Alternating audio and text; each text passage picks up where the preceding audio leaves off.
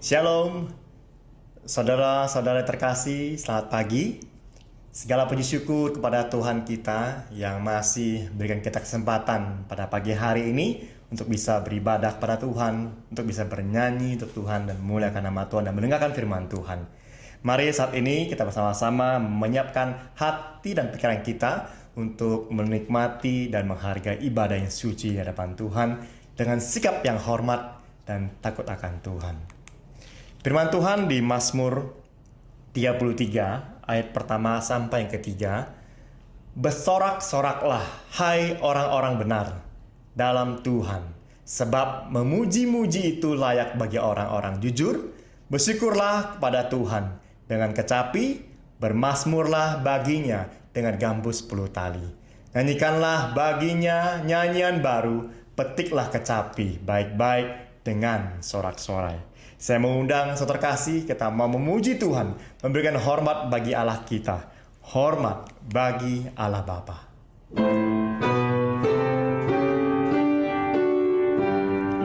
Hormat bagi Allah Bapa, hormat bagi anaknya, hormat bagi Roh Kudus, ketiganya Esa.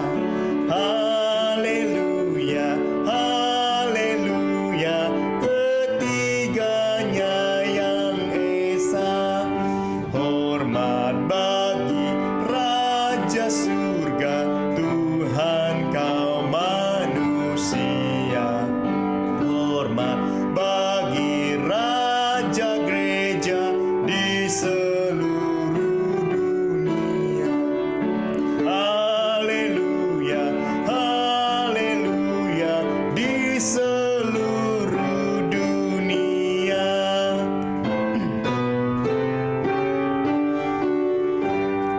Haleluya, persembahan bala kerajaanmu diletakkan siang malam di hadapan tatanya. Haleluya, haleluya, di hadapan tatanya. Bapa dalam surga, sungguh Tuhan, kami bersyukur pada Tuhan. Kami berterima kasih kepadamu Tuhan untuk saat ini Engkau masih memberikan kami kesempatan untuk menikmati ibadah, untuk memuji Tuhan dan mendengarkan firman Tuhan. Di tengah kesibukan kami Tuhan, Engkau masih mengizinkan kami untuk menikmati Engkau di dalam ibadah pada pagi hari ini. Sungguh Tuhan, kami bersyukur pada Tuhan untuk kesempatan ini, walaupun ibadah ini masih online. Sungguh Tuhan percaya semangat kami, cinta kami dalam memuji, memuliakan nama Tuhan tidak pernah padam, dan kami ingin terus untuk melayani Tuhan dan menikmati ibadah pada pagi hari ini. Tuhan, kami berdoa kepadamu Tuhan, menyerahkan sekali lagi untuk jemaat-jemaat Batu Hidup dimanapun mereka berada, apapun media yang gunakan. Sungguh Tuhan berkati sekali lagi untuk koneksi internet, sehingga kami semua bisa bernyanyi dengan penuh semangat, bernyanyi dengan penuh sukacita dan menikmati suara Tuhan akan dibawakan oleh Evangelis Joni.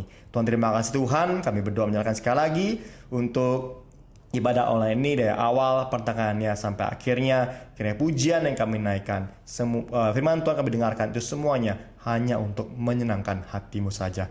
Tuhan, terima kasih. Dan melalui Tuhan Yesus kami berdoa dan bersyukur. Haleluya, amin. Mari saudara kasih, bersama-sama kita akan mengucapkan dengan penuh iman, pengakuan iman kita, pengakuan iman rasuli. Aku percaya kepada Allah, Bapa yang Maha Kuasa, Khalik langit dan bumi, dan kepada Yesus Kristus, Anaknya yang tunggal Tuhan kita, yang dikandung dari Roh Kudus, lahir dari anak darah Maria, yang menderita sengsara di bawah pemerintahan Pontius Pilatus, disalibkan, mati dan dikuburkan, turun ke dalam kerajaan maut. Pada hari ketiga, bangkit pula dari antara orang mati, naik ke surga, duduk sebelah kanan Allah Bapa yang Maha Kuasa. Dan dari sana ia akan datang untuk menghakimi orang hidup dan yang mati. Aku percaya kepada Roh Kudus, gereja yang kudus dan am, persekutuan orang kudus, pengampunan dosa, kebangkitan daging, dan hidup yang kekal. Amin. Mari saudara kasih, kita mau memuji Tuhan, memberikan hormat bagi Dia, hormat diberi.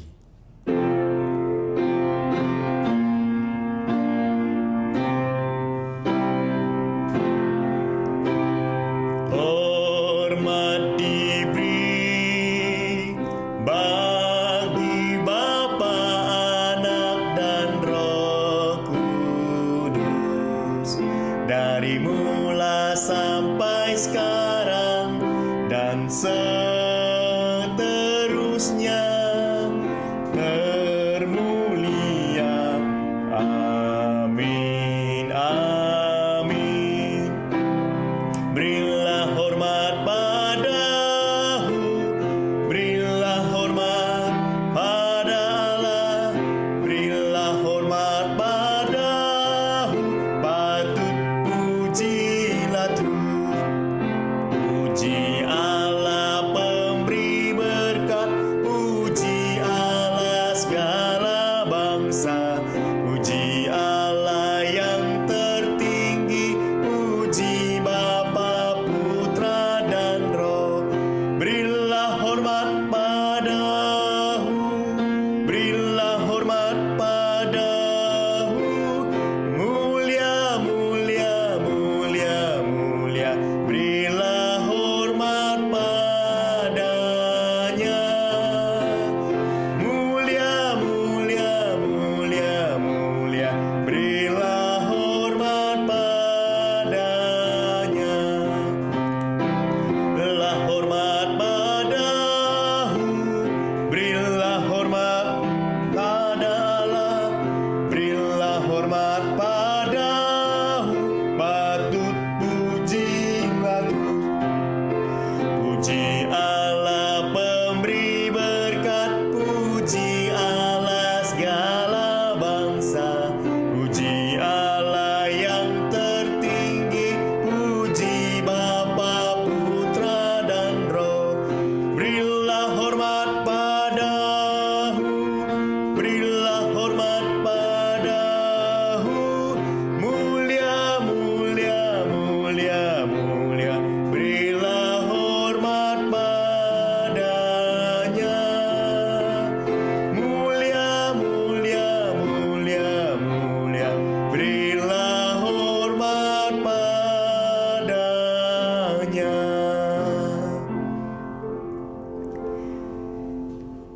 Marilah saudara kasih, saat ini mari bersama-sama di hadapan Tuhan, kita akan meminta pengampunan dari dosa kita, dari Tuhan kita.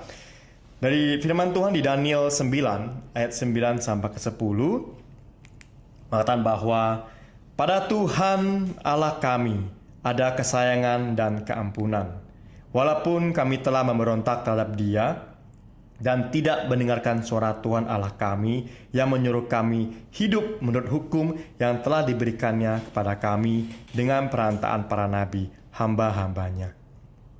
Ya, kiranya pada Tuhan Allah kami ada kesayangan dan keampunan. Mari saat ini kita mau minta pengampunan dari Allah kita. Ya Tuhan kami, ya Allah kami, segala puji, hormat, dan syukur hanya untuk-Mu saja Tuhan. Terima kasih sekali lagi untuk kesempatan di hadapan Tuhan kami bisa mengakui dosa kami. Sungguh Tuhan, ampunilah diri kami Tuhan, ampunilah hidup kami yang sampai saat ini masih saja belum memberikan terbaik pada Tuhan. Mungkin dalam hal waktu kami, dalam hal materi kami, dalam hal tenaga kami, dalam hal pikiran kami, dalam hal apapun juga Tuhan di dalam hidup kami yang masih belum kami berikan terbaik pada Tuhan. Sungguh Tuhan, tolong ampuni kami, Tuhan ampuni kami Tuhan, ajar kami setiap hari untuk selalu taat dan setia pada Tuhan. Memberikan yang terbaik, bukan yang tersisa, tapi yang benar-benar terbaik hanya untuk Engkau saja ya Bapa. Tuhan, latih kami setiap hari untuk mau hidup berkorban hanya untuk Engkau saja Tuhan. Tuhan, terima kasih. Ampunilah kami Tuhan, ampunilah dosa kami. Hanya dalam Tuhan Yesus kami berdoa syukur. Haleluya. Amin. Ya, saudara kasih, saat ini mari sama-sama kita membaca firman Tuhan yang terdapat di Mazmur 150. Ini adalah Mazmur terakhir ya di dalam kitab Mazmur, ayat pasal terakhir. Mazmur tentang pujian ya. Haleluya. Nah, kita bacakan ya Mazmur 150 dari pertama sampai ke 6. Haleluya, pujilah Allah dalam tempat kudusnya. Pujilah Dia dalam cakarawalanya yang kuat. Pujilah Dia karena segala keperkasaannya. Pujilah Dia sesuai dengan kebesarannya yang hebat. Pujilah Dia dengan tiupan sangkakala. Pujilah Dia dengan gambus dan kecapi. Pujilah Dia dengan rebana dan tari-tarian. Pujilah Dia dengan permainan kecapi dan seruling. Pujilah Dia dengan ceracap yang berdenting. Pujilah Dia dengan ceracap yang berdentang. Biarlah segala yang bernafas memuji Tuhan. Haleluya. Satu pasal yang sangat singkat tapi membuat hidup kita ya untuk selalu mau memuji Tuhan. Bahwa hanya memuji Tuhan. Pujilah, pujilah, pujilah Tuhan. Terpujilah Allah kita. Ya, hari ini kita pada hari yang bahagia. Ya, karena apa? Ya, janji Allah sudah diberikan untuk kita semua. Kita sudah diselamatkan oleh Dia. Ya, mari kita naik pujian ini, hari yang bahagia. Dengan penuh semangat dan penuh sukacita, kita naikkan pujian ini. Yang bahagia, janji Allah berkat diberi. Semua Kristen menguduskan, pasti berkat penuhi hati. Hari yang bahagia, ku bersama dengan Bapa. Kemurahan Allah nyata menghampiri depan tata. Hari yang bahagia, kesukaan tak terkira. Ini Yesus bangkit, kuasa maut telah lenyaplah. Raja damai, Tuhan hidup, beri hidup kekal sempurna. Hari yang bahagia, ku bersama dengan kemurahan Allah nyata, ku hampiri depan tata. Hari yang bahagia, kesukaan tak terkira. Baik, ketiga interlude. Roh Kudus tinggal serta ajar kenal kebenaran. Roh Kudus tinggal serta ajar kenal kebenaran. Belenggu dosa terlepaslah, duka susah dilenyapkan. Hari yang bahagia, ku bersama dengan Bapa. Kemurahan Allah nyata, ku hampiri depan tata. Hari yang bahagia, kesukaan tak terkira. Satu pujian yang indah sekali ya, bahwa setiap hari adalah hari yang bahagia karena kita selalu beserta pada Allah kita. Saat ini kita akan bersama-sama berdoa syafaat. Kita berdoa untuk ucapan syukur untuk negara kita, dan kita berdoa untuk gereja kita. Ya, sebelumnya mari kita mau menekan satu pujian bahwa hanya oleh darah Yesus kita diselamatkan. Hanya oleh karena Tuhan ya kita bisa diselamatkan sampai hari ini. Ya, mari kita pujian ini. Hanya oleh darah Yesus.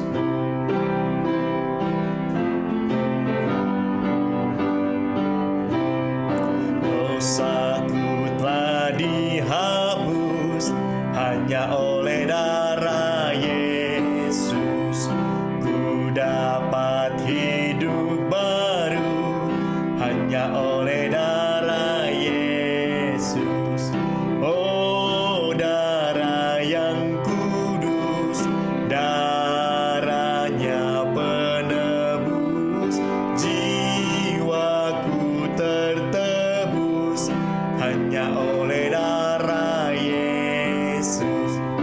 Kulihat pengampunan hanya oleh darah Yesus.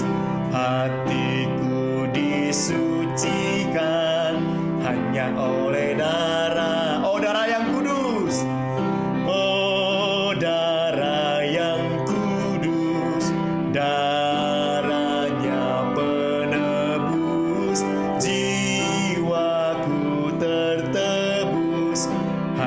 oleh darah Yesus. Baik, ketiga.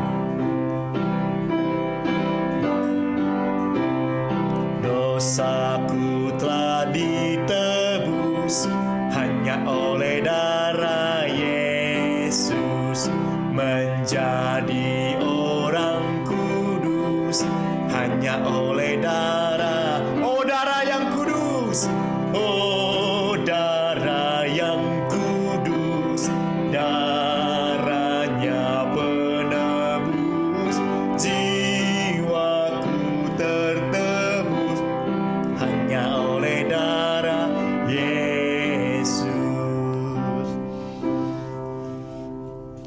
Ya Tuhan kami, ya Allah kami, sungguh Tuhan pujian yang begitu indah yang Kau beri pada kami, bahwa hanya darah Yesus yang menyelamatkan kami, darah yang sangat kudus ya Tuhan.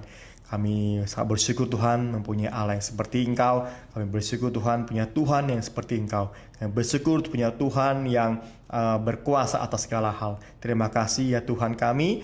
Kiranya Engkau ajar kami terus Tuhan untuk menghargai pengorbanan-Mu di dalam di kayu salib. Sungguh Tuhan, hari ini Tuhan berdoa kembali untuk negara kami yang tercinta dalam tangan Tuhan.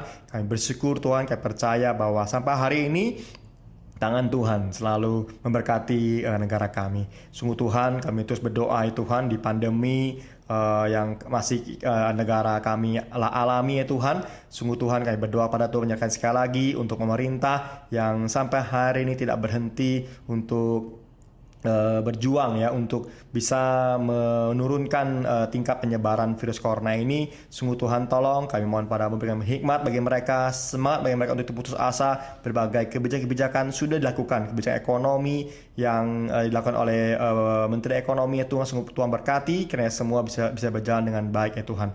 Dan Tuhan tolong, kami berdoa pada Tuhan menyerahkan untuk bagi para pejabat pemerintah yang sampai hari ini Tuhan menggunakan kesempatan untuk mengkayakan diri sendiri, menggunakan kesempatan untuk memiliki diri sendiri. Sungguh Tuhan tolong, sekiranya ada oknum-oknum yang seperti itu, sungguh Tuhan tolong, mohon Padamu kiranya Engkau mau bersikap adil sehingga mereka mau sadar ya Tuhan. Sungguh terima kasih, kami berdoa Padamu sekali lagi Tuhan untuk vaksin ya Tuhan yang sampai hari ini sudah berjalan berbulan-bulan. Sungguh Tuhan tolong berkati rencana pemerintah akan berikan vaksin untuk bagi usia muda. Sungguh Tuhan tolong berikan kesadaran untuk setiap masyarakat Indonesia untuk mau divaksin, dan ketika mereka sudah divaksin, mereka tidak sembarang-sembarang keluar ya Tuhan. Sungguh Tuhan tolong Padamu Tuhan, kiranya masyarakat Indonesia dan pemerintah pun bisa bekerjasama untuk memutus rantai penyebaran virus corona ini Bapa. Apalagi Tuhan dalam beberapa minggu ini atau bulan kemarin atau bulan ini Tuhan sudah mulai kembali banyak lagi Tuhan setiap korban-korban atau pasien-pasien yang terkena virus ini Bapak. Sungguh Tuhan tolong berkati, sekiranya mereka yang sedang sakit, sungguh Tuhan memulihkan ya Tuhan. Dan kami berdoa pada Tuhan menyerahkan juga untuk teman gereja kami, keluarga dari Freddy. Sungguh Tuhan tolong pada Tuhan, kiranya kau berikan hikmat bijaksana, kekuatan, kesembuhan bagi keluarga Freddy yang beberapa keluarganya ada yang terkena virus ini. Sungguh Tuhan tolong berkati, mohon Padamu Tuhan, kiranya kasih-Mu, kuasa-Mu, bilur-Mu Tuhan mau menyembuhkan secepat mungkin ya Tuhan untuk keluarga ini Bapa. Dan sekiranya ada keluarga yang belum kena, sungguh Tuhan mereka juga bisa dijauhkan ya Bapa. Sungguh terima kasih, kami mohon Padamu untuk menyerahkan sekali lagi untuk gereja kami dalam tangan Tuhan. Kami bersyukur Padamu Tuhan untuk khususnya untuk pembangunan gereja yang sudah berjalan hampir 40%, 50% ya Tuhan. Sungguh Tuhan kami bersyukur sekali lagi untuk tuntunan Tuhan di dalam pembangunan gereja ini ya Bapa. Sungguh Tuhan tolong mohon Padamu Tuhan sekali lagi untuk dana dibutuhkan mungkin di masa pandemi ini. Untuk dana mungkin agak susah dikumpulkan Bapak. Sungguh Tuhan tolong kami menyerahkan Padamu sekali lagi Bapak untuk pengembangan dana ini dalam tangan Tuhan. Kami secara manusia mungkin takut ya Tuhan, apakah nanti dana bisa tercukupi atau enggak ya Tuhan, karena pembangunan masih terus berjalan ya Bapak. Sungguh Tuhan tolong Padamu Tuhan, kiranya Engkau memberkati Bapak untuk pembangunannya sampai dana dibutuhkan. Terima kasih, kami mohon Padamu untuk menyerahkan sekali lagi untuk semua jemaat Batu Hidup dalam tangan Tuhan. Kami yang terus Tuhan berjuang dalam iman kami untuk menghadapi masalah-masalah tantangan-tantangan di depan pandemi ini.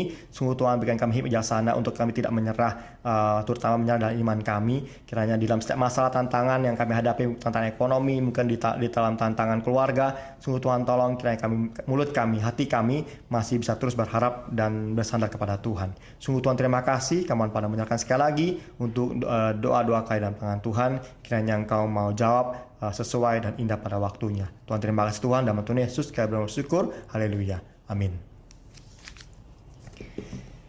Ya, saudara terkasih, saat ini kita akan mendengarkan firman Tuhan yang akan dibawakan oleh Evangelis Joni. Mari kita siapkan hati dan pikiran kita. Kita mau kembali memuji Tuhan untuk persiapan mendengar firman Tuhan. Yesus, Engkau pun bagiku sedunia pun penuh.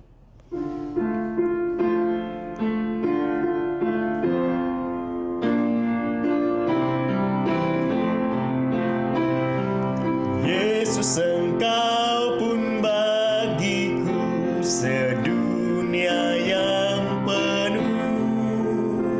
Kau indahlah kepadaku, Kau saja rinduku. Kau sobatku yang baik benar, di sisimu ku terus gemar. Ya Tuhanku, Kau cukuplah bagiku.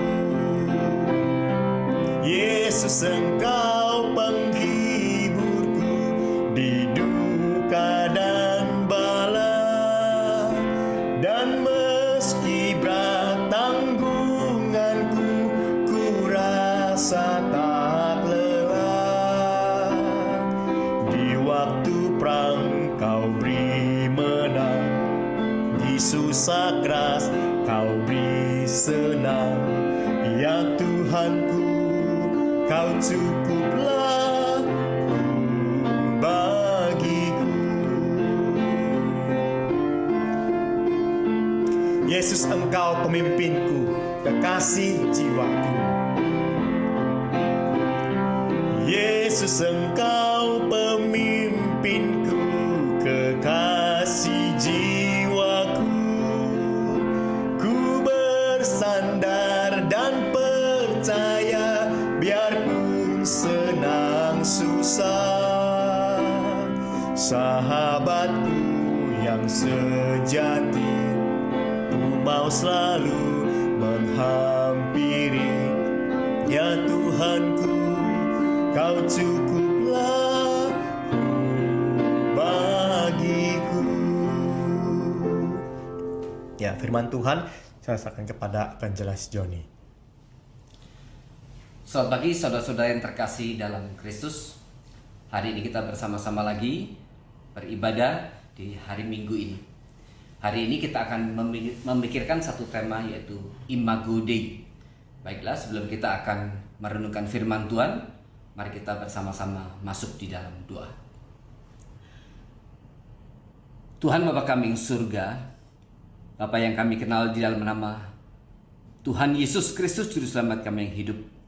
Sekali kami datang ke hadapan Tuhan, kami mengucap syukur oleh karena kami terus boleh dimampukan untuk melihat bagaimana kehadiran Tuhan di dalam sejarah peradaban manusia. Bagaimana Tuhan terus memimpin sejarah ini menuju pada penggenapan seluruh rencana dan kehendak Allah. Ketika sejarah manusia terus berjalan, banyak yang berpikir bahwa manusialah yang menentukan suatu sejarah. Tetapi kami percaya dalam iman akan Kristus bahwa segala sesuatu tetap takluk di bawah kedaulatan dan kehendak Tuhan. Dan kami bersyukur jikalau dalam perjalanan di mana Tuhan terus mewujudkan seluruh rencana dan kehendak Tuhan, Tuhan boleh juga memakai kami untuk sebagai alat-alat pekerjaan Tuhan. Supaya dengan demikian hidup kami boleh menjadi hidup yang memuliakan nama Tuhan. Sebentar firman akan dibagikan, kiranya firman ini boleh mengingatkan sekali lagi siapakah kami di hadapan Tuhan. Apa arti hidup ini dan kemana dan bagaimana kami harus menjalani kehidupan kami. Kami bersyukur sekali lagi Bapak untuk hari ini, kiranya persekutuan di dalam tubuh Kristus ini Tuhan boleh berkati. Dan kami boleh menerima kebenaran firman sekali lagi dikuatkan, dan kami boleh diarahkan pada kehidupan yang menyenangkan hati Tuhan saja. Kamu serahkan waktu ke depan ini hanya ke dalam tangan Tuhan saja. Berbicaralah kepada kami. Di dalam nama Tuhan Yesus Kristus kami sudah mengucap syukur dan berdoa. Amin. Baiklah saudara-saudara, mari kita buka bagian Alkitab kita dari Kejadian, ya, Kejadian 1 ayat 26 dan 27. Saya akan bacakan buat saudara sekalian, Kejadian 1 26 sampai dengan ke-27. Berfirmanlah Allah, baiklah kita menjadikan manusia menurut gambar dan rupa kita, supaya mereka berkuasa atas ikan-ikan di laut dan burung-burung di udara, dan atas ternak, dan atas seluruh bumi, dan atas segala binatang melata yang merayap di bumi. Maka Allah menciptakan manusia itu menurut gambarnya. Menurut gambar Allah diciptakannya dia, laki-laki dan perempuan diciptakannya mereka. Nah saudara, bagian ini begitu banyak tafsiran yang hari ini kita bisa lihat. Nah saya mau memfokuskan ya kepada istilah gambar dan rupa, ya, imago Dei, gambar dan rupa. Nah saudara, kita lihat di dalam bagaimana Allah menciptakan alam semesta, ada beberapa hal yang menarik untuk kita pelajari. Yang pertama adalah bagaimana Allah di dalam 6 hari penciptaan, dia menjadikan manusia sebagai ciptaan di hari ke-6, yaitu di hari yang terakhir. Tetapi manusia di hari ke-6 itu tidak dicipta sendiri, tapi juga ada binatang-binatang yang juga diciptakan, ya. Mari kita lihat di ayat 24, ya. 24. Kejadian 1 ayat 24. Berfirmanlah Allah, hendaklah bumi mengeluarkan segala jenis makhluk yang hidup, ternak dan binatang melata dan segala jenis binatang liar. Dan jadilah demikian. Allah menjadikan segala jenis binatang liar dan segala jenis ternak dan segala jenis binatang melata di muka bumi. Ya, ini adalah hari ke-6. Jadi sebelum penciptaan manusia, Allah terlebih dahulu menciptakan segala binatang, ya, ternak dan sebagainya. Ini dikatakan bukan berarti binatang-binatang itu seakan-akan itu keluar dari tanah. Dikatakan hendaklah bumi mengeluarkan segala jenis makhluk, bukan. Dalam arti kemudian mereka itu tumbuh dari bumi, bukan. Tapi maksudnya adalah Allah kemudian menempatkan binatang-binatang itu di atas bumi. Nah saudara, ini menarik. Di satu sisi kita melihat bahwa kemuliaan Allah terhadap penciptaan manusia itu dinyatakan dengan bahwa manusia dicipta pertama kali adalah pada hari terakhir, yaitu setelah hari 1 sampai dengan 5, semua kebutuhan untuk manusia Allah ciptakan, maka kemudian Allah menciptakan manusia. Jadi persis seperti pada waktu seorang ibu melahirkan seorang bayi, maka sebelum dia melahirkan anaknya, dia persiapkan segala sesuatunya. Nah demikianlah Allah, sebelum dia menciptakan manusia, maka seluruh kebutuhan untuk kehidupan manusia sudah Allah sediakan terlebih dahulu. Itu yang pertama. Kita melihat bahwa manusia dicipta pada hari terakhir, itu sebagai menyatakan bahwa manusia mendapat tempat yang berbeda di mata Tuhan. Kemudian yang kedua kita lihat juga dari istilah yang dipakai itu, yaitu adalah kata bara. Ya, kata bara ini dalam bahasa Ibrani berarti bahwa tindakan itu hanya bisa dilakukan oleh Allah sendiri dan tidak mungkin dilakukan oleh yang lain. Dan ini juga kata itu juga berlaku bagi manusia, ya. Manusia memakai kata bara. Nah, sebagian menafsirkan ini sebagai sesuatu Allah yang menciptakan dalam konteks ex nihilo, creatio ex nihilo, dari yang tidak ada kemudian menjadi ada. Tetapi ada juga sebagian yang menafsirkan peristiwa Kejadian 1 bukan di dalam konteks creatio ex nihilo, tetapi bahwa kondisi ketidakberaturan itu adalah menjadi satu awal daripada recreation di tahap yang pertama, yaitu di Kejadian 1. Maka kemudian di Kejadian 1 ini hanya mencatat yaitu bahwa kondisi semula, yaitu dari Allah menciptakan recreation ini, yaitu bahwa semula bumi itu di dalam keadaan tidak beratur, ya, tidak beratur. Nah ini Ada perbedaan pendapat, ada yang mengatakan itu adalah kreasi ex nihilo, ya, tetapi ada juga yang mengatakan oh tidak, bukan kreasi ex nihilo, tetapi ini adalah satu kondisi ketidakberaturan, itu adalah kondisi awal yang dicatat di dalam Kejadian 1. Nah, tapi terlepas dari itu, dan saya tidak mau bahas di bagian itu, tetapi kita lihat bahwa manusia dicipta oleh Allah dan menegaskan bahwa selain Allah tidak ada yang bisa menciptakan manusia. Itu pengertian yang penting. Kemudian yang ketiga, di sini menarik karena dikatakan ada perbedaan mendasar waktu Allah menciptakan segala sesuatu dan kemudian dengan manusia. Apa perbedaannya? Ya, misalnya pada waktu Allah menciptakan terang, ya, di Kejadian 1 ayat 3 dikatakan, berfirmanlah Allah, jadilah terang. Lalu terang itu jadi. Ya. Dan kemudian di ayat ke-6 dikatakan, berfirmanlah Allah, jadilah cakrawala di tengah segala air untuk memisahkan air dari air. Maka kemudian cakrawala itu jadi.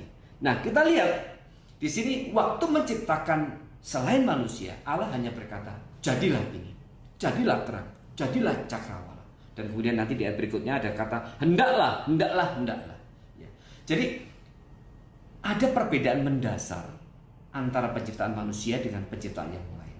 Ya, kalau penciptaan yang lain dikatakan jadilah, jadilah. Tetapi pada waktu penciptaan manusia dikatakan di ayat 26, ya, berfirmanlah Allah, baiklah kita menjadikan manusia menurut gambar dan rupa kita. Dan istilah kita memakai huruf besar. Nah, kemudian ada yang menafsirkan kata kita ini mengacu kepada kata Elohim di Kejadian 1 ayat 1. Dikatakan pada mulanya Allah menciptakan langit dan bumi. Dan istilah Allah itu memakai istilah Elohim. Yang kita mengerti Elohim adalah Allah dalam pengertian yang jamak. Allah pengertian yang jamak. Maka kemudian kata kita itu mengacu kepada istilah Elohim dalam pengertian ini adalah Allah yang jamak. Dan kemudian kita aminkan bahwa ini adalah percakapan di antara Allah Tritunggal. Ada percakapan kudus di antara Allah Tritunggal sebelum menjadikan manusia. Nah, di sini kita lihat bahwa Tuhan tidak menjadikan manusia dengan cara seperti sebelum-sebelumnya dengan mengatakan jadilah manusia. Tidak, ya. Tidak, tapi ada percakapan kudus di antara Allah Tritunggal. Nah, kemudian Saudara, percakapan kudus ini juga kemudian memunculkan beberapa tafsiran. Ada yang mengatakan bahwa ini adalah satu percakapan di dalam satu sidang ilahi, yaitu di surga, di mana Allah kemudian melibatkan para malaikat untuk menciptakan manusia. Nah, ada yang menafsirkan begitu, bahwa malaikat itu juga dilibatkan oleh Allah di dalam penciptaan manusia, di dalam satu sidang ilahi. Maka pengertian baiklah kita itu mengacu kepada juga percakapan antara Allah dengan malaikat. Ya. Tetapi kita menolak pandangan ini karena kita percaya malaikat adalah ciptaan dan dia bukan pencipta. Maka kemudian apa artinya baiklah kita? Selain itu adalah satu percakapan kudus di antara Allah Tritunggal. Nah, kemudian ada juga yang menafsirkan ini memang di dalam satu sidang ilahi, ya. Dan kemudian Allah seakan-akan juga berkata kepada segala makhluk, dalam hal ini adalah para malaikat di surga, dan kemudian Allah seakan-akan mengajak mereka untuk melihat. Nah, sekarang saatnya aku akan menciptakan, ya, the masterpiece-nya. Ini adalah satu puncak daripada penciptaan. Dan sebelum Allah kemudian menciptakan puncak daripada penciptaan itu, seakan-akan kemudian Allah berkata kepada seluruh malaikat di surga, sekarang lihatlah, ya, lihatlah, inilah masterpiece ciptaan yang sekarang aku akan ciptakan, yaitu bernama manusia. Tapi dalam hal ini malaikat tidak diciptakan, tidak diikut sertakan di dalam penciptaan manusia. Tetapi Allah hanya ingin malaikat itu melihat apa yang akan Allah kerjakan, yaitu dalam puncak penciptaan, yaitu manusia. Nah, saudara, di bagian ini kita lihat ini jadi satu momen yang luar biasa ketika kemudian sebelum menciptakan manusia, Allah seakan-akan memanggil dan kemudian berbicara kepada seluruh malaikat di surga untuk melihat apa yang akan dia kerjakan, yaitu penciptaan manusia.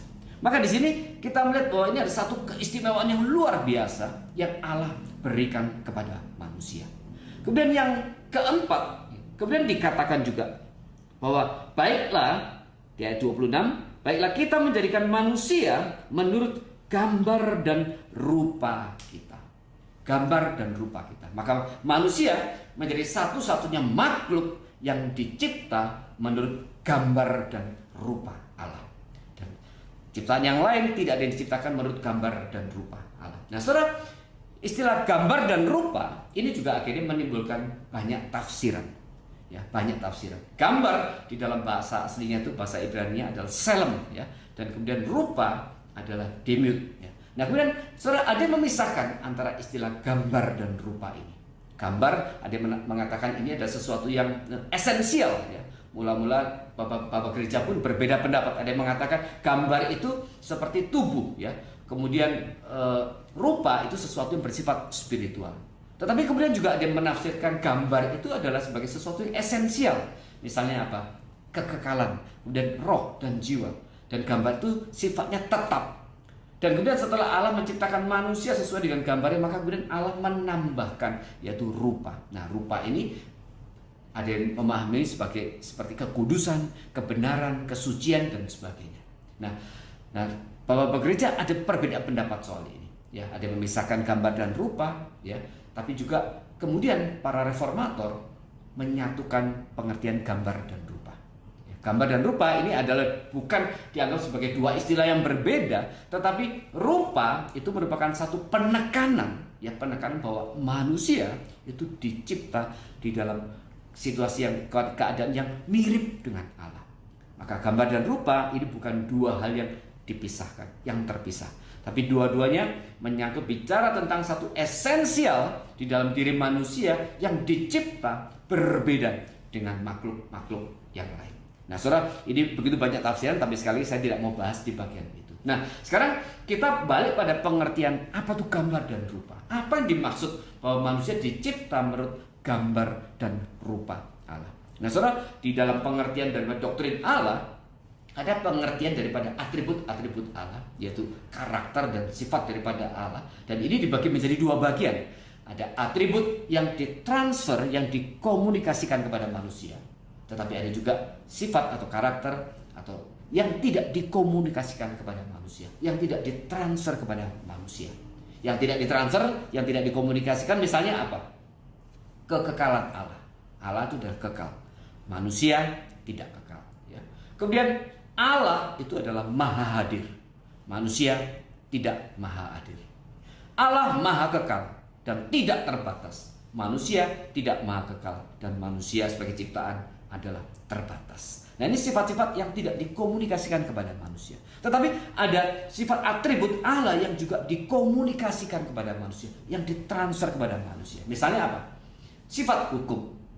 Sebuah manusia mengerti, punya sifat, yaitu sifat hukum.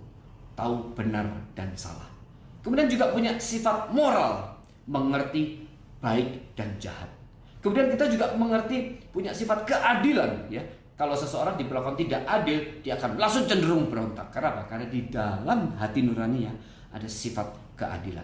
Kemudian ini sifat moral, sifat keadilan, dan kemudian ada juga rasio, ya. Ada kehendak, ada imajinasi, dan juga ada kreativitas yang Allah berikan kepada manusia. Ada perasaan, ada kemauan, dan kemudian ada juga yang menyebutkan ada satu hal yang esensial yang membuat juga manusia berbeda dengan ciptaan yang lain, yaitu apa? Soal kesadaran diri. Kesadaran akan keberadaan dirinya. Kesadaran akan eksistensinya. Ini yang tidak ada di dalam ciptaan yang lain. Binatang, dia tidak menyadari, dia tidak bisa terus memikirkan keberadaannya. Binatang tidak bisa memikirkan siapa dia, dan kemudian siapa dia di hadapan alam, dan kemudian bagaimana, siapa posisi dia di hadapan alam semesta. Tidak. Binatang, meskipun kalau kita lihat misalnya di beberapa film atau di beberapa kebun binatang, ada seakan-akan binatang itu bisa dilatih, ya, bisa penjumlahan, ya, 3 ditambah 4, ada yang bisa, kemudian ada kera yang bisa, ada monyet yang bisa juga, bahkan ikan lumba-lumba dan anjing juga. Nah, tapi itu bukan berarti bahwa akhirnya binatang-binatang itu dalam kutip punya rasio, punya seperti manusia, tidak.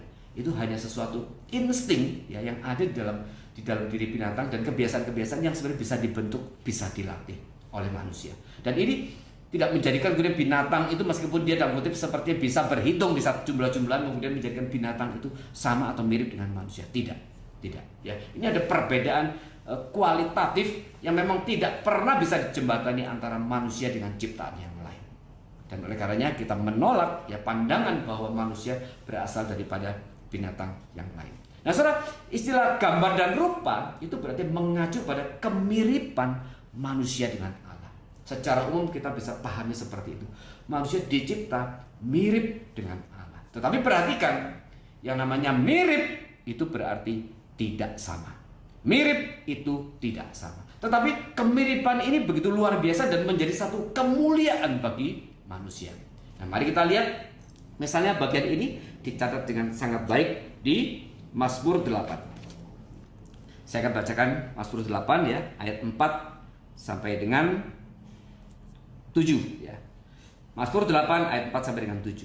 Jika aku melihat, judulnya adalah manusia hina sebagai makhluk mulia. Jika aku melihat langitmu, buatan jarimu, bulan dan bintang-bintang yang kau tempatkan, apakah manusia sehingga engkau mengingatnya? Apakah anak manusia sehingga engkau mengindahkannya? Nah, perhatikan ayat ke-6. Namun engkau telah membuatnya hampir sama seperti Allah, dan telah memahkotainya dengan kemuliaan dan hormat. Engkau membuat dia berkuasa atas buatan tanganmu. Segala-galanya telah kau letakkan di bawah kakinya. Perhatikan tadi ayat 6 dikatakan, namun engkau telah membuatnya hampir sama seperti Allah, dan telah memahkotainya dengan kemuliaan dan hormat.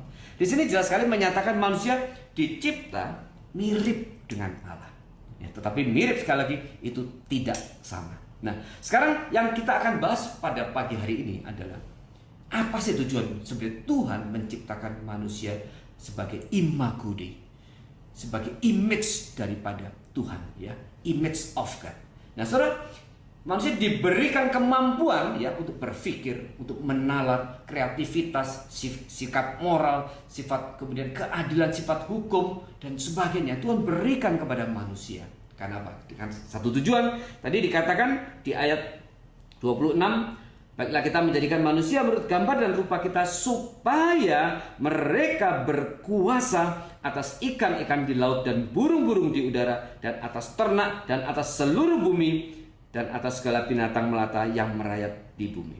Maka dari bagian ini kita lihat bahwa Allah menghendaki manusia akhirnya memimpin alam semesta. Manusia mewakili Allah untuk mengelola dan memimpin alam semesta. Di Mazmur tadi dikatakan segala ciptaan yang lain sudah ditaklukkan di bawah kaki manusia. Maka berarti di sini ini bicara soal ada satu ordo yang sudah Tuhan tetapkan, yaitu di antara seluruh ciptaan manusia adalah yang tertinggi.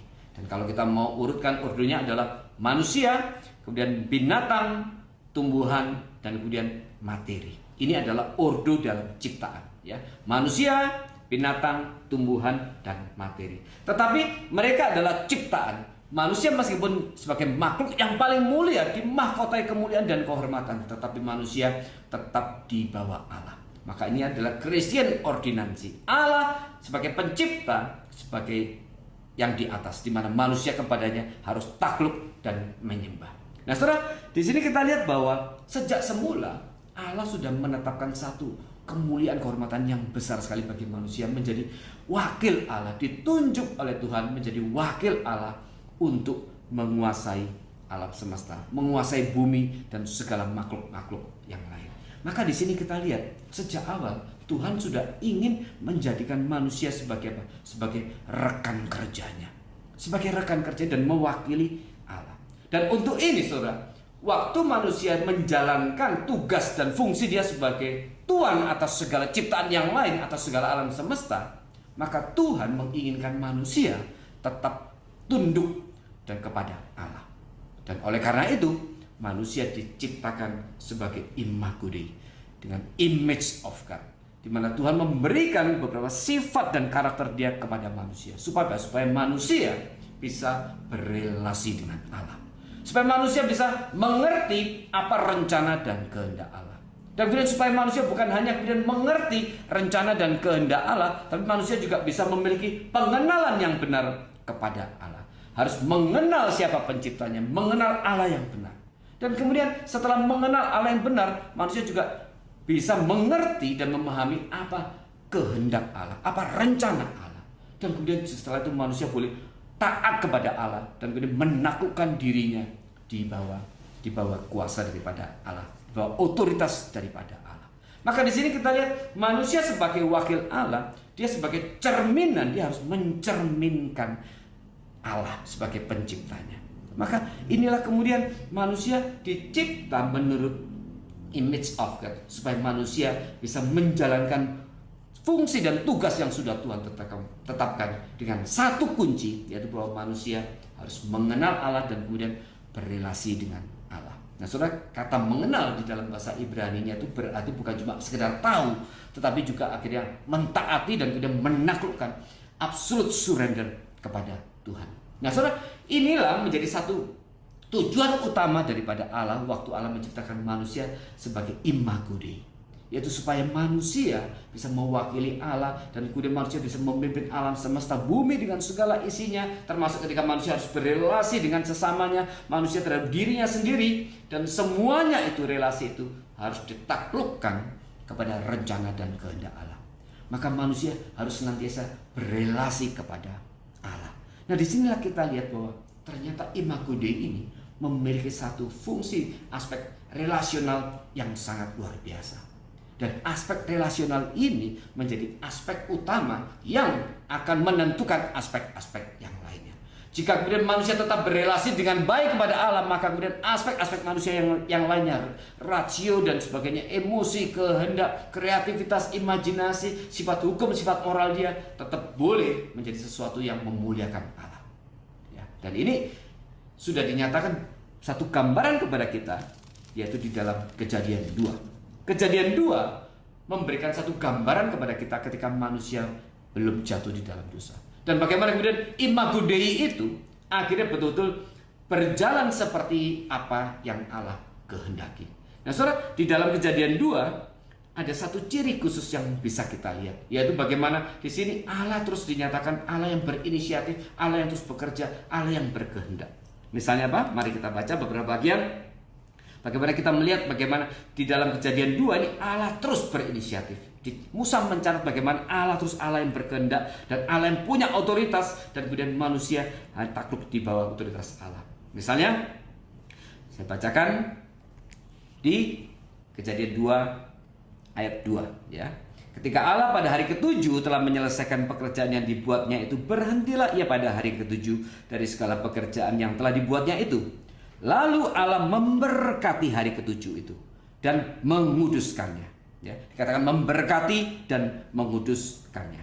Kemudian ayat 4b, ketika Tuhan Allah menjadikan bumi dan langit, belum ada semak apapun di bumi, belum timbul tumbuh-tumbuhan apapun di padang, sebab Tuhan Allah belum menurunkan hujan ke bumi. Dikatakan Allah belum menurunkan hujan. Ya, dan kemudian ayat ke-6, tetapi ada kabut naik ke atas dari bumi dan membasahi seluruh permukaan bumi. Ketika itulah Tuhan Allah membentuk manusia itu dari debu tanah dan menghembuskan nafas hidup ke dalam hidungnya. Ya, menghembuskan nafas hidup ke dalam hidungnya. Demikianlah manusia itu menjadi makhluk yang hidup. Nah, saudara, di bagian ini dikatakan ketika Allah membentuk manusia itu dari debu tanah dan menghembuskan nafas hidup, ini menjadi satu ciri berikutnya yang membedakan manusia dengan ciptaan yang lain. Pada penciptaan manusia dikatakan dia membentuk manusia. Saudara, kata membentuk itu dalam bahasa aslinya, dalam bahasa Ibrani-nya itu diartikan bermakna kata yang sama, dipakai seperti seorang penjunan sedang membentuk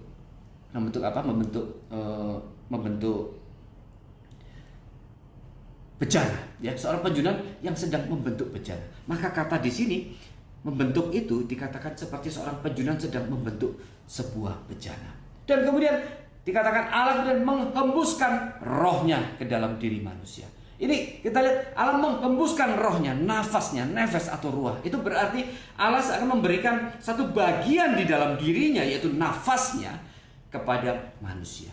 Dan kemudian roh nafas inilah kemudian yang akhirnya menghidupkan manusia. Nah, saudara, ini mengandung makna teologi yang sangat dalam. Ini berarti bahwa sumber hidup daripada manusia tadi adalah Allah sendiri. Manusia dibentuk dari tanah. Waktu belum dihembuskan rohnya, atau roh Allah belum menghembuskan nafasnya, dia masih berupa tanah. Dan dia belum hidup, ya. Dia menjadi sesuatu yang belum hidup dan hanya tanah, ya, hanya materi. Tetapi kemudian nafas Allah itu yang kemudian membuat manusia itu, tanah itu akhirnya menjadi hidup.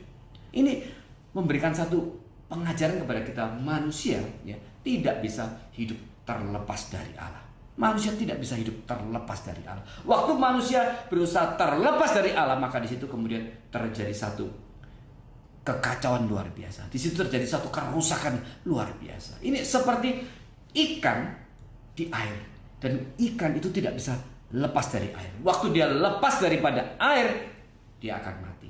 Sama juga pohon-pohon, ketika kemudian dia tumbuh dari dalam tanah, maka tanah itu menjadi satu sumber di mana pohon-pohon itu tumbuh.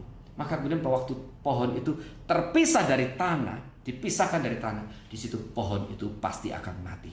Demikian juga manusia, waktu manusia itu terpisah dari Allah, maka sebenarnya dia sedang berada di dalam satu kematian. Maka kita lihat di sini orang-orang yang kemudian mereka tidak tunduk kepada hukum Allah, orang-orang yang menjadikan dirinya sebagai Allah, maka dia sangat mungkin akhirnya terjatuh di dalam dosa-dosa yang sangat besar. Ini mengajarkan kepada kita bahwa manusia tidak bisa terlepas dari sumbernya, yaitu Allah. Allah adalah sebagai sumber, karena melalui nafasnya, waktu dia menghembuskan nafasnya, disitulah kemudian manusia menjadi hidup. Nah, saudara, di sini kita lihat bagaimana Kejadian 2 mencatat Allah yang terus berinisiatif, Allah yang terus menghidupkan manusia. Bahkan juga bukan hanya menghidupkan, tetapi kemudian kita lihat di ayat-ayat berikutnya, ya. Selanjutnya Tuhan Allah membuat taman di Eden. Dikatakan membuat taman di Eden, ya. Dan kemudian ayat 9, lalu Tuhan Allah menumbuhkan berbagai pohon dan bumi yang menarik dan yang baik untuk dimakan buahnya. Dan kemudian kita lihat lagi di ayat 15, Tuhan Allah mengambil manusia itu dan menempatkannya dalam taman Eden untuk mengusahakan dan memelihara taman itu. Ayat 18, Tuhan Allah berfirman, tidak baik kalau manusia itu seorang diri saja. Aku akan menjadikan penolong baginya yang sepadan dengan dia. 19, lalu Tuhan Allah membentuk dari tanah segala binatang hutan dan segala burung di udara. Dibawanyalah semuanya kepada manusia itu untuk melihat bagaimana ia menamainya. Allah telah menciptakan binatang, kemudian Allah membawa binatang itu kepada Adam untuk dinamai. Ya. Dan kemudian 21, lalu Tuhan Allah membuat manusia itu tidur nyenyak. Ketika ia tidur, Tuhan Allah mengambil salah satu rusuk daripadanya, lalu menutup tempat itu dengan daging. Dan dari rusuk yang diambil Tuhan Allah dari manusia itu, dibangunnyalah seorang perempuan, lalu dibawanya kepada manusia itu. Nah, saudara, kita lihat dari 25 ayat di dalam Kejadian 2 itu kurang lebih ada istilah 21 kali kata yang menunjuk kepada Allah. Tuhan Allah, nya berarti Tuhan, dan kemudian dia dan sebagainya, aku, dan ada 21 kata. Dan di sini kelihatan bahwa di dalam Kejadian 2 menggambarkan satu relasi yang masih beres antara manusia dengan Tuhan waktu manusia belum jatuh dalam dosa, di mana Allah terus berinisiatif, Allah berfirman, Allah berkehendak, Allah melakukan sesuatu, Allah yang bertindak. Dan di sini manusia masih taat kepada Tuhan karena belum ada dosa. Dan kemudian ini menggambarkan satu relasi yang demikian indah. Maka sebenarnya untuk inilah imago Dei diberikan kepada manusia. Yaitu bahwa manusia akhirnya betul-betul takluk kepada Allah, mengakui otoritas Allah, dan kemudian manusia mentaati perintah Allah. Maka sebagaimana di Kejadian 2 di situ Adam mentaati perintah Allah. Allah menempatkan Adam di Taman Eden untuk mengusahakan dan memelihara taman itu, dan kemudian Adam mengusahakan dan memelihara taman itu. Dan seakan-akan di situ tidak ada bagian di mana kemudian Adam mempertanyakan perintah Allah, tidak, ya. Dan kemudian Adam juga, Allah membawa binatang itu, semua binatang ke hadapan Adam untuk apa? Diberi nama, dan Adam memberi nama. Ya, di sini kita lihat bagaimana Adam betul-betul takluk, tunduk dan taat kepada Allah. Dan saudara, takluk, taat ini tidak mungkin, ya, jikalau manusia tidak dicipta menurut imago Dei. Karena dengan imago Dei, hanya dengan imago Dei, manusia bisa memahami apa perintah Allah. Manusia bisa memahami apa rencana dan kehendak Allah, dan manusia bisa mentaati perintah Allah. Maka di sini kita lihat bahwa imago Dei bertujuan untuk memang Tuhan menjadikan manusia sebagai wakilnya, sebagai rekan kerja Allah. dan di mana manusia harus memimpin seluruh alam semesta atas ciptaan yang lain, tetapi dengan satu syarat, manusia tetap harus takluk, tunduk kepada Allah. Manusia harus menjalankan kekuasaannya itu berdasarkan firman Allah. Itulah yang Allah kehendaki. Dan bukan cuma itu saja, tapi kemudian kita lihat tadi bagaimana relasi yang terjadi baik antara Adam dengan dirinya sendiri. Tidak ada gambaran sedikit pun di mana kemudian Adam berkonflik dengan dirinya sendiri. Kemudian dia seakan-akan kemudian bertanya-tanya, mempertanyakan apa yang aku kerjakan dan siapa aku di hadapan Tuhan. Dan kemudian dia merasa dirinya ada sesuatu keinginan yang lain yang muncul dari dalam dirinya sendiri. Tidak ada. Demikian juga dikatakan waktu Adam kemudian memelihara dan mengusahakan taman itu, menggambarkan ada satu relasi yang indah antara Adam dengan alam semesta, dengan tumbuhan, dengan alam, dengan tanah dan sebagainya. Demikian juga hubungan antara Adam sebagai manusia dengan binatang. Adam memberi nama kepada binatang itu. Ya saudara, istilah memberi nama di dalam konsep cara pikir orang daripada Ibrani itu berarti yang memberi nama berkuasa atas yang diberi nama. Dan juga Allah memberi nama manusia, dan kemudian Allah berarti berkuasa atas manusia. Manusia Adam memberi nama binatang itu, maka manusia itu Adam berkuasa atas seluruh binatang itu.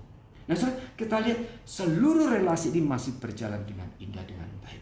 Demikian juga pada waktu kemudian Allah dikatakan dengan cara yang luar biasa memberikan Hawa kepada seorang Adam. Di sini relasinya itu seluruhnya masih berjalan dengan baik.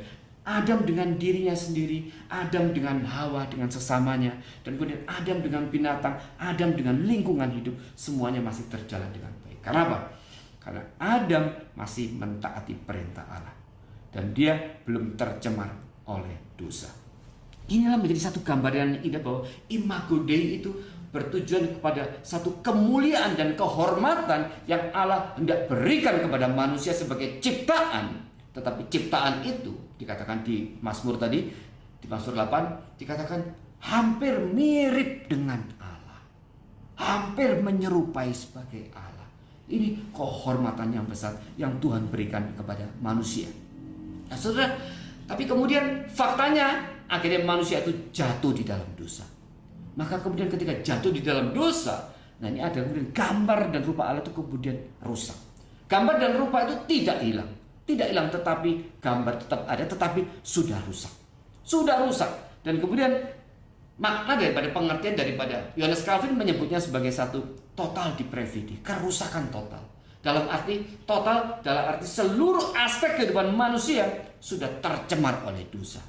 Ya, kalau kita perhatikan di dalam Kejadian 3 itu seluruhnya sudah tercemar oleh dosa.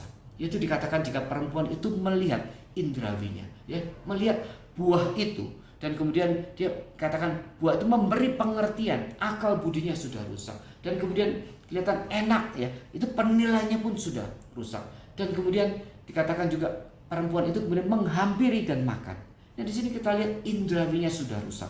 Ya, rasionya sudah rusak karena dikatakan buah itu memberi pengertian, dan kemudian dikatakan buah itu juga menarik hati, hatinya pun sudah tercemar, dan kemudian dikatakan perempuan itu mengambil dan memakan buah itu.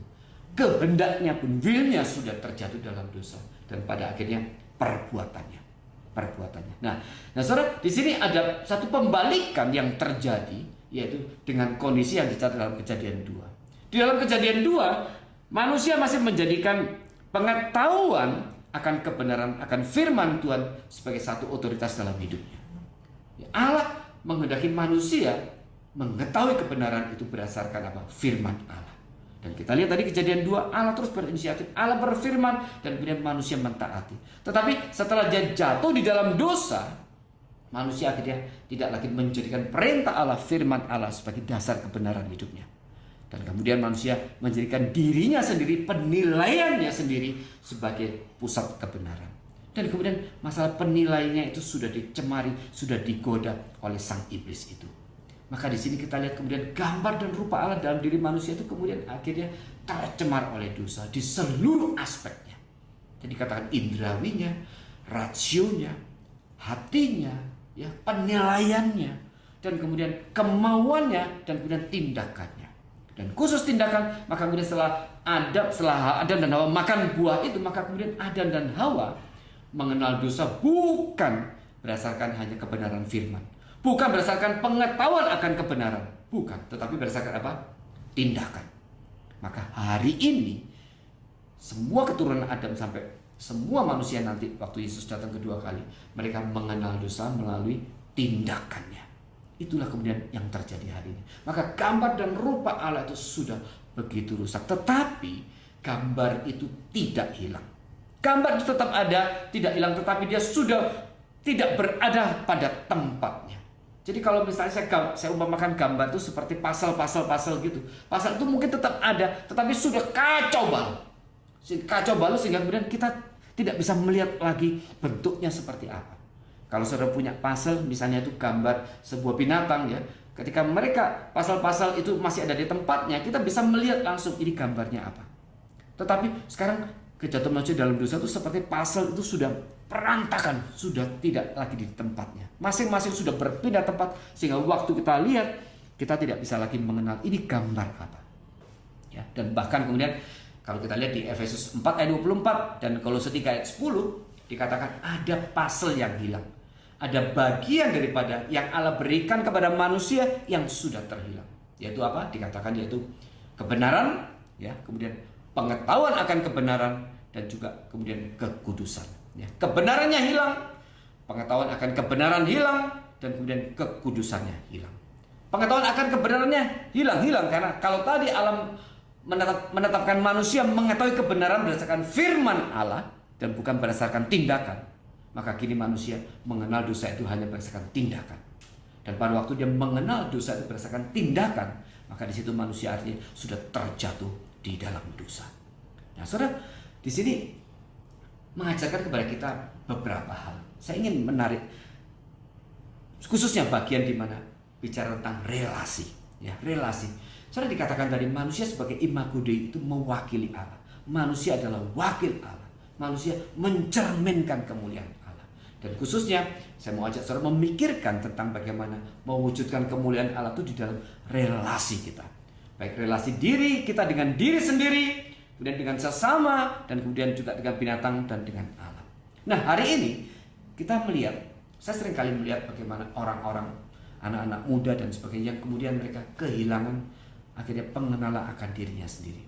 Banyak anak-anak muda yang broken home dan kemudian mereka kesulitan, mereka terjatuh dalam satu hal yaitu kehilangan pengenalan akan dirinya sendiri. Mereka lupa bahwa dirinya dicipta dalam kemuliaan Allah.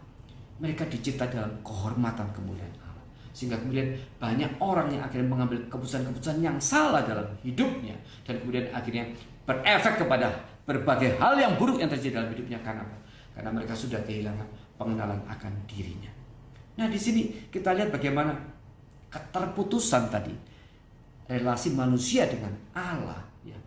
Waktu itu terputus, ya, maka di sini kita lihat hubungan antara manusia dengan Tuhan sebagai sumber itu sudah terputus. Waktu hubungan manusia dengan sumber itu sudah terputus, disitulah kematian. Ya, tadi saya katakan waktu pohon itu dicabut dari tanah, pohon itu mati. Waktu ikan itu diambil dari air, air itu mati. Maka waktu manusia terputus relasinya dengan Tuhan, di situ manusia mati. Maka kerusakan karena keterputusan relasi ini akhirnya merusak seluruh aspek kehidupan manusia. Rasionya rusak, hatinya rusak, imajinasinya rusak, kehendaknya rusak, tindakannya sudah rusak. Semua yang sudah tercemar oleh dosa.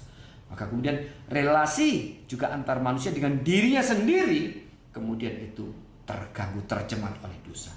Kita lihat di dalam peristiwa Kejadian 3, setelah manusia jatuh dalam dosa, maka kemudian Adam dan Hawa saling menyalahkan. Hubungan antara manusia rusak. Dan Adam sendiri kehilangan pengenalan siapa dirinya.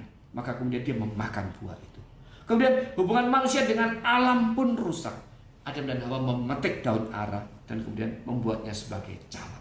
Di sini kita lihat waktu relasi manusia dengan Tuhan itu rusak, maka seluruh relasi yang lain juga akhirnya rusak. Manusia dengan dirinya sendiri, manusia dengan sesama, manusia dengan alam semesta itu juga rusak. Maka kita lihat di sini bagaimana relasi manusia dengan Allah adalah sebagai poros, sebagai inti yang harus selalu dijaga. Karena ini adalah poros seperti sebuah roda. Porosnya, asnya itu adalah relasi manusia dengan Allah.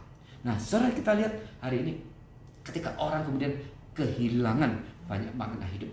Kita masih mengingat, saudara, waktu kita dulu pelayanan di penjara, khususnya kepada penjara anak-anak yang kasus narkoba. Kita lihat hampir seluruhnya, 90 mungkin 95% mereka adalah salah pergaulan. Dan kenapa mereka salah pergaulan? Mereka kemudian broken home.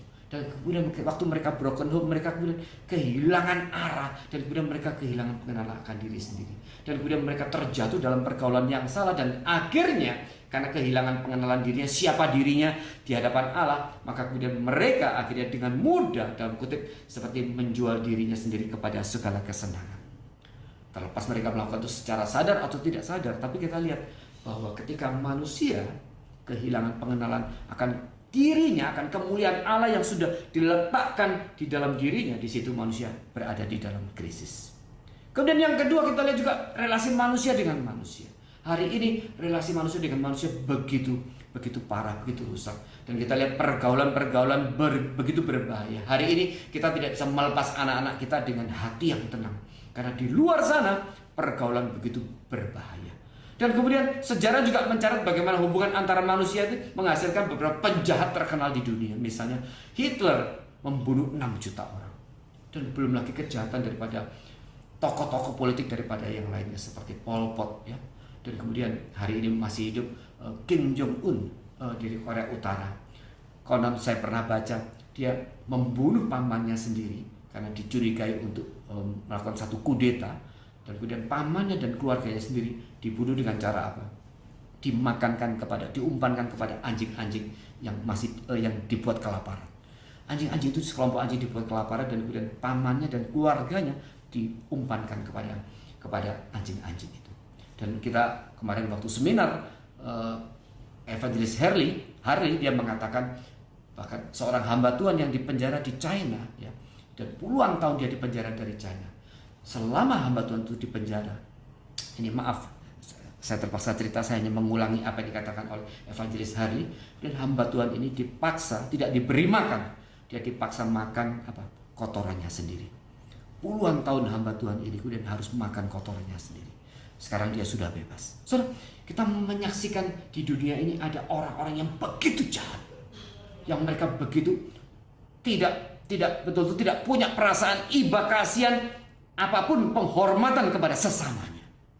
Dan di sini kita lihat prinsip imago Dei, gambar dan rupa Allah ini dikatakan semua manusia tadi, laki-laki dan perempuan diciptakannya mereka, berarti semua manusia itu dicipta di dalam kemuliaan dan kehormatan Allah. Saudara, tidak ada pandangan tentang manusia yang lebih dalam dan lebih bernilai, lebih mulia, lebih agung daripada Alkitab. Alkitab mengatakan semua manusia dicipta di dalam peta dan gambar Allah. Meskipun akhirnya terjatuh dalam dosa, gambar itu tetap ada. Dan kita tetap boleh menempatkan manusia, siapapun dia, percaya atau tidak percaya, dia tetap ada di situ, adalah gambar dan rupa Allah. Dan itu membuat kita tidak boleh sembarangan menghina orang lain.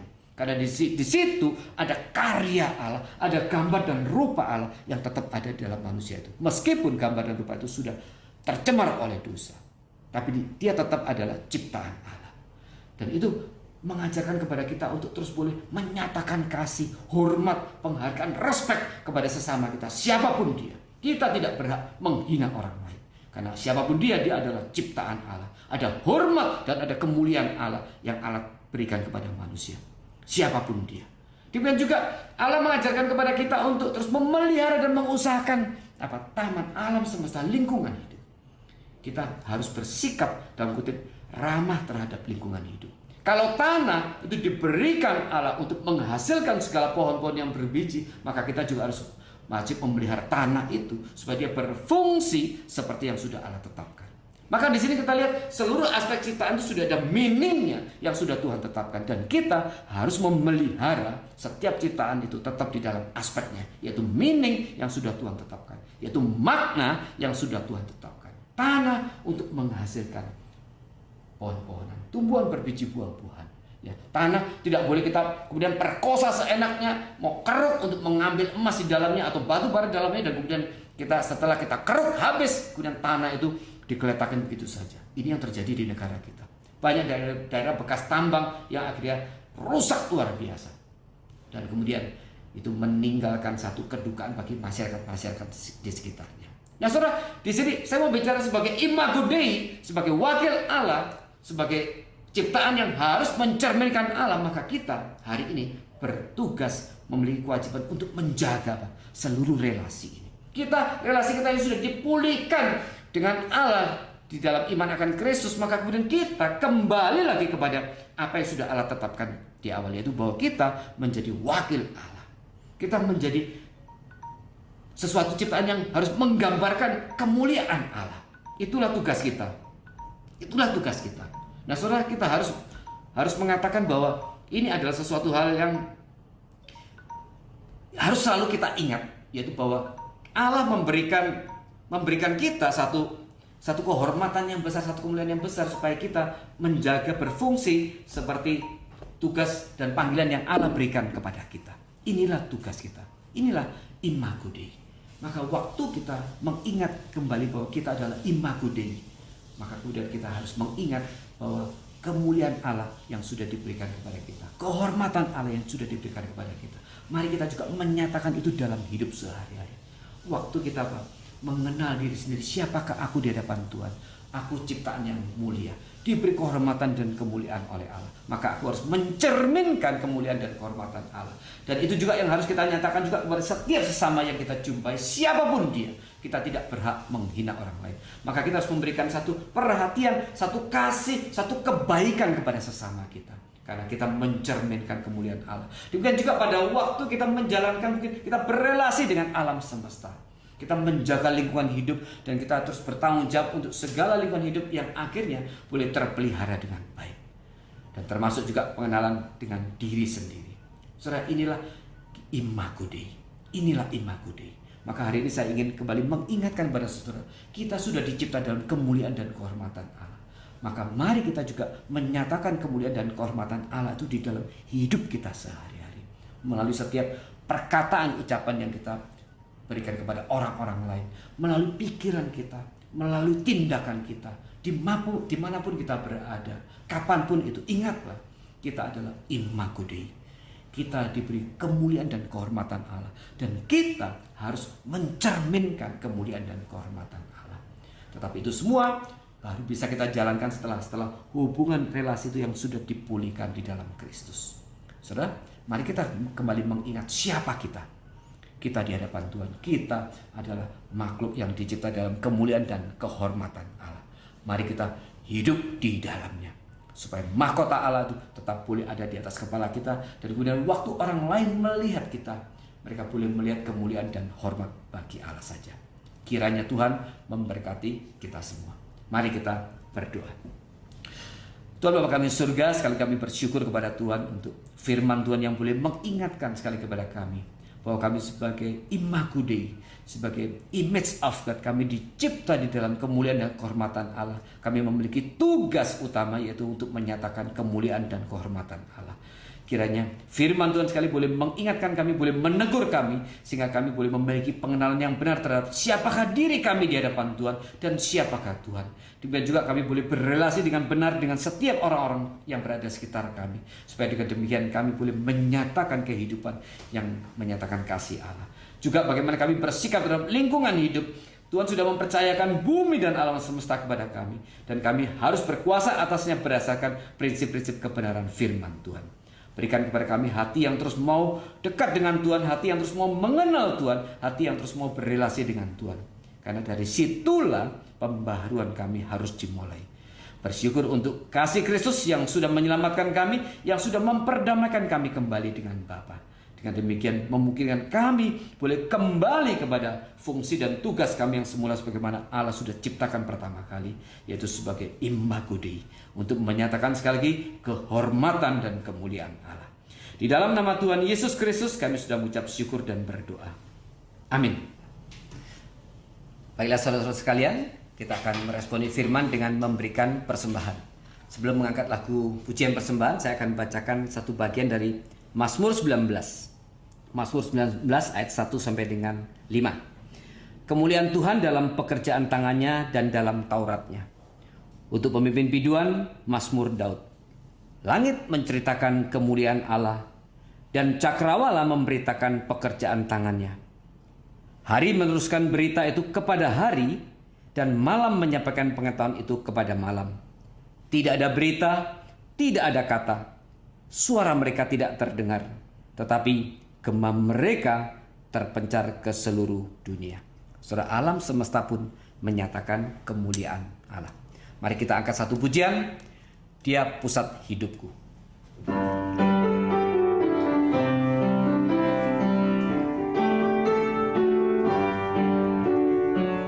Kulihat bintang ciptaannya, akan keagungan sabdanya.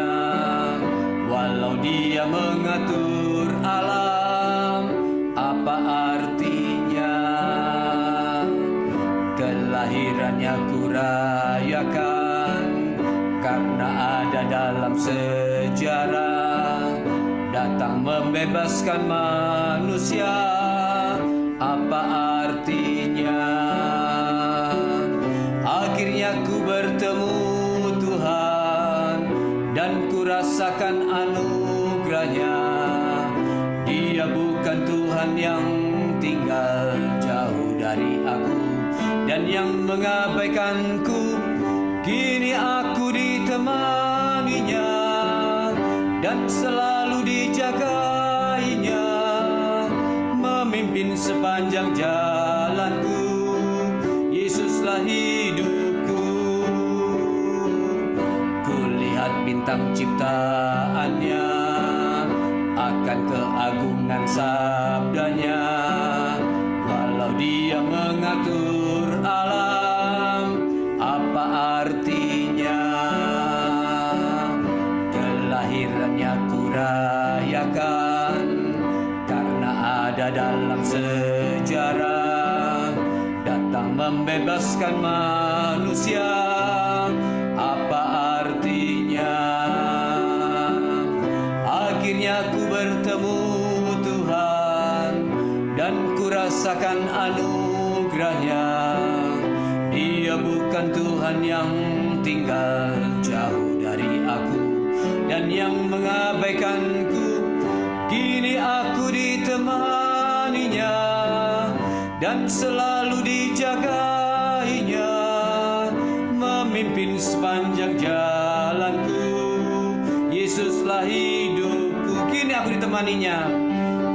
Kini aku ditemaninya dan selalu dijagainya, memimpin sepanjang jalanku.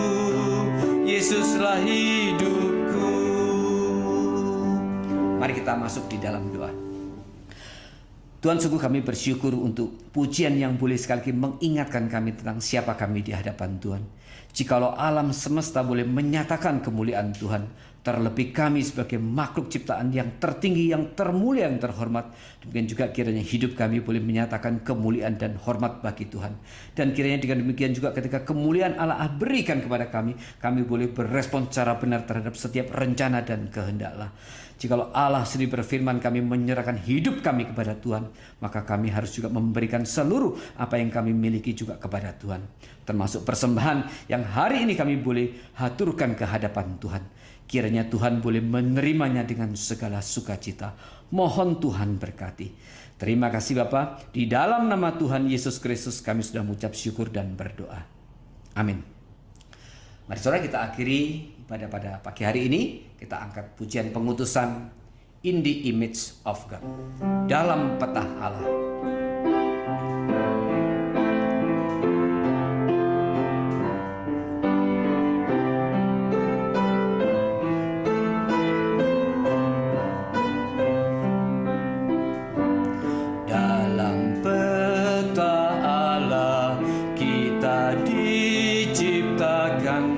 Agar dinyatakan kemuliaan Tuhan. Tapi suatu saat kita telah tersesat, tanggalkan mahkota yang telah diberikannya. Tapi Allah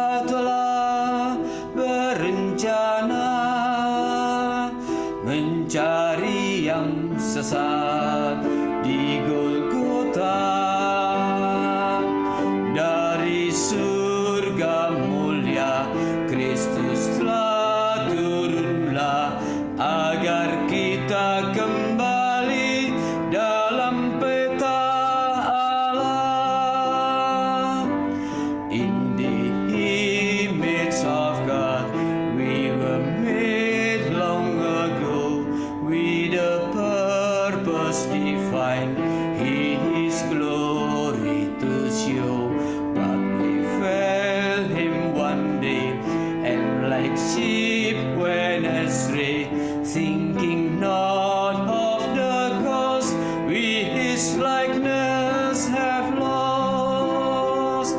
But from eternity God had in mind the cross of Calvary, the lost to find.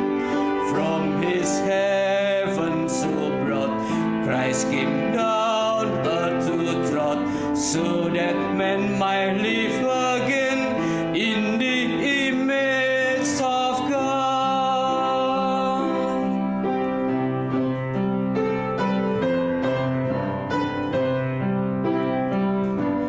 In the image of God, we were made long ago with a purpose divine, His glory to show. But we fell Him one day, and like sheep went astray, thinking not of the cost we His likeness had lost. But from eternity God had in mind the cross of Calvary, the lost to find. From His heaven so broad, Christ came down earth to trod, so that man might live again in the image of God. Sekali lagi, in the image of God. In the image of God, we were made long ago with a purpose divine, His glory to show. But we fell Him one day, and like sheep went astray, thinking not of the cause we His likeness had lost. But from eternity God had in mind the cross of Calvary, the lost to find. From His heaven so broad, Christ came down earth to trod, so that man might live again in the image of God. Mari kita pakai berdiri, kita menyiapkan untuk doa berkat. Sidang jemaat yang dikasihi Allah, siapkan hatimu dan arahkan hatimu kepada Tuhan. Kiranya damai sejahtera dan kasih karunia yang dari Allah Bapa, cinta kasih yang kekal yang sudah Allah Anak nyatakan di atas kayu salib, dan hari ini penyertaan, pimpinan, dan terang dari Allah Roh Kudus, hari ini berkat dari Allah Bapa, Allah Anak, dan Allah Roh Kudus sekali lagi tercurah bagi kita semua, dan akan memimpin dan menyertai hidup kita sampai kita bertemu dengan Tuhan muka dengan muka. Amin. Doksologi.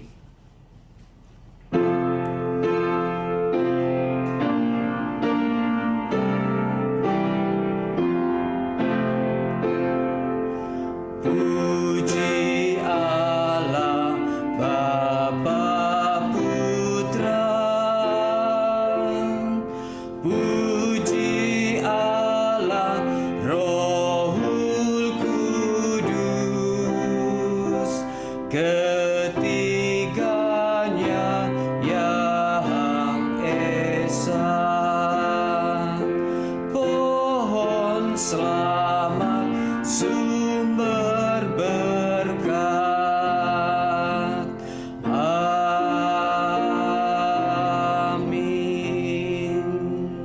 Tuhan memberkati dan mengasihi saudara-saudara sekalian.